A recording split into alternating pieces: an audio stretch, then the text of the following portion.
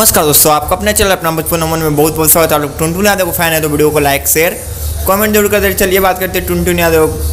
काफ़ी बवाल गाना आप लोग भी जल्द से जल्द लाने वाले, जो कि इसका पोस्टर आज ही रिलीज़ किया गया। आज दोपहर में इसका पोस्टर आया है। टुनटुन यादव ने खुद अपने इंस्टाग्राम आईडी से पोस्ट किया है, जो कि तो क्या नाचो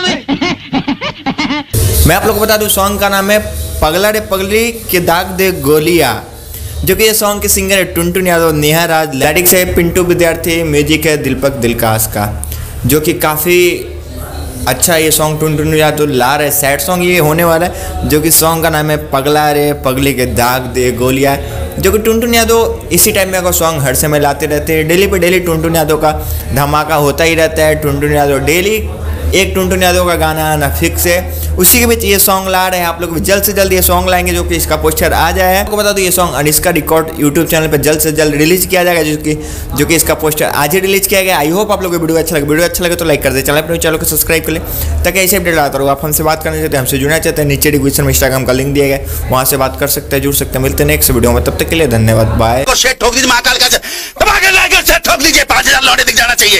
ये 4000